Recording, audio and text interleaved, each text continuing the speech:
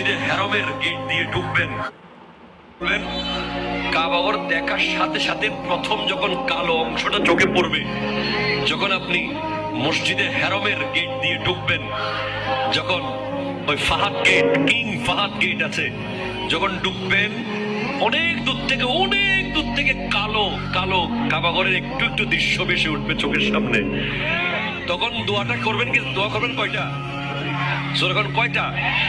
একটা দোয়াই কবুল হবে দেখার সাথে সাথে। কাবা ঘর দেখার সাথে সাথে প্রথম যে দোয়াটা করবেন ওটা কবুল করবেন কে? এখন শিখে নেন, অনেক মানুষ জানেন না হিকমত।